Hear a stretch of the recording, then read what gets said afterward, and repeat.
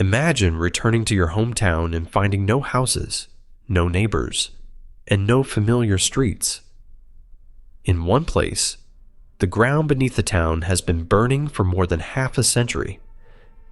In another, nearly every building had to be destroyed because the soil itself was poisoned. One town disappeared beneath a reservoir.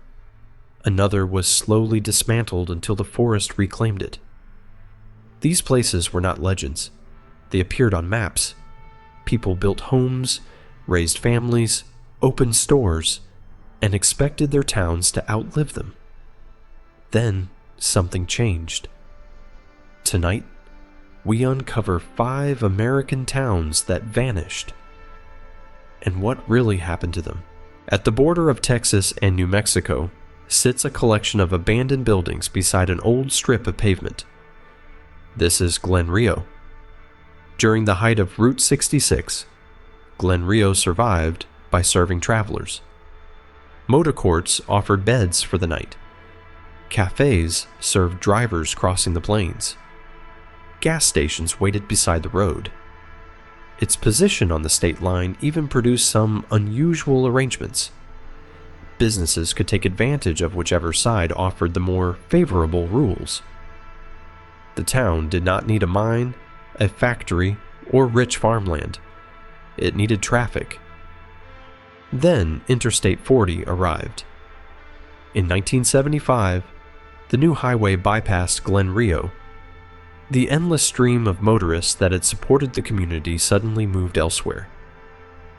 Businesses closed, residents left, and the town became a quiet row of structures beside a road most travelers no longer used.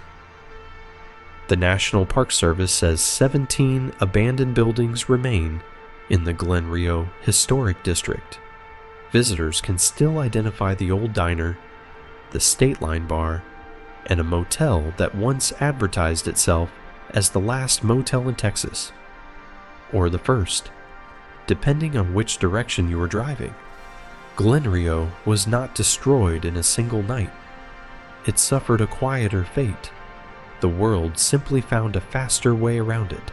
Cahawba, a capital reclaimed by the forest deep in Alabama, brick columns rise from the woods where streets and homes once stood. Cahawba was not an insignificant frontier settlement. Established as Alabama's first permanent state capital, it later grew into a wealthy river town.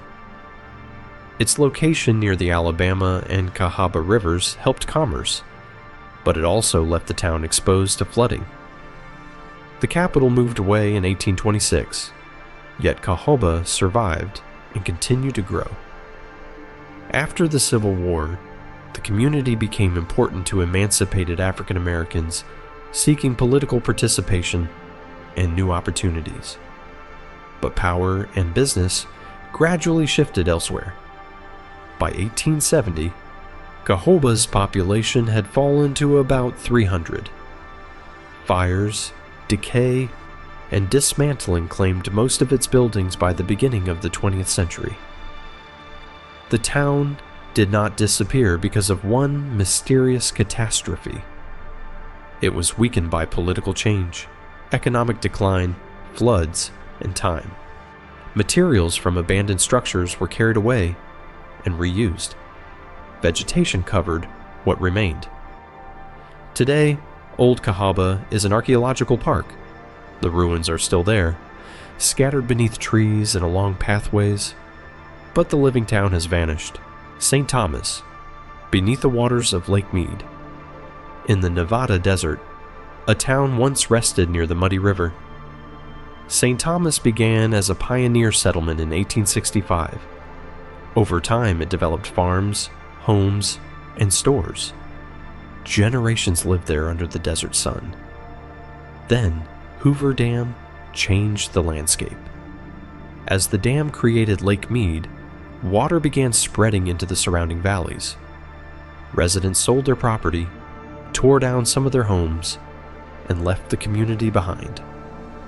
On June 11, 1938, the final resident, Hugh Lord, rode away from his house. The the lake continued to rise until water stood more than 60 feet above the town's tallest structure. For decades, St. Thomas existed beneath Lake Mead. Its streets became an underwater memory, but the story did not end there. As drought and declining water levels lowered the lake, the ruins emerged again.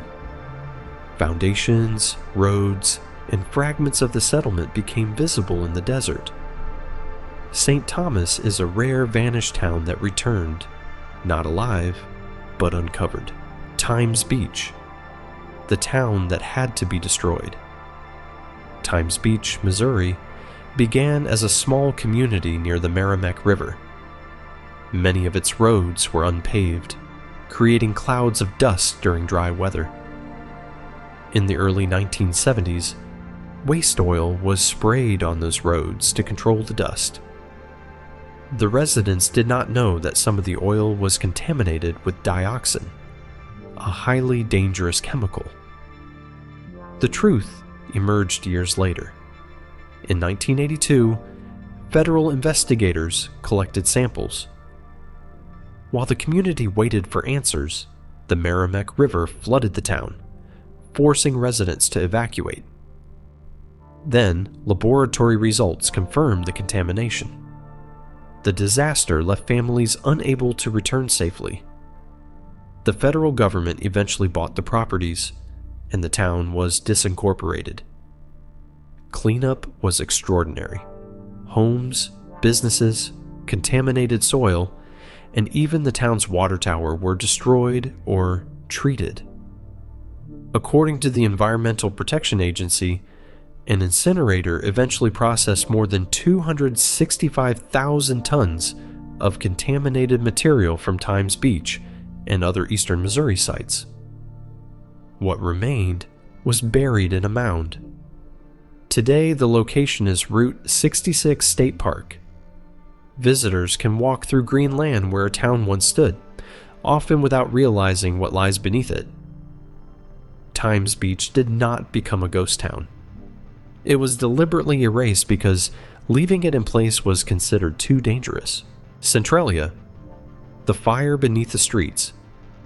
Centralia, Pennsylvania, is the most unsettling town on this list because the force that emptied it is still there. The community stood above a network of old coal mines. In 1962, a fire began below ground. The exact early sequence has been debated, but the result is not. The fire entered the mine workings and continued spreading beneath the town. Smoke and dangerous gases escaped through openings in the earth. The ground could become unstable. In 1981, a 12-year-old boy reportedly fell into a sudden sinkhole and survived by grabbing a tree root while help arrived. Concern grew, and governments began relocating residents. Houses were demolished after families moved away. Streets that once connected neighborhoods began leading through empty lots. Centralia technically still exists, and a few residents have been permitted to remain for their lifetimes. But most of the town is gone. Its former zip code was discontinued, and nature has reclaimed many of the spaces where homes once stood. The underground fire has burned since 1962. Centralia was not abandoned because the flames swept through its buildings. It was abandoned because the fire remained hidden beneath them. These 5 towns disappeared in 5 different ways. Glenrio was bypassed. Cahawba faded. St. Thomas drowned. Times Beach was dismantled. Centralia emptied while the earth burned below it. Their stories reveal something unsettling. A town can feel permanent right up until the road moves, the water rises, the land becomes dangerous, or history turns in another direction. Buildings vanish, maps change, forests and water cover the evidence. But history always leaves clues in the dark. If you want more forgotten places, unexplained events, and true stories buried by time, subscribe to Buried After Midnight.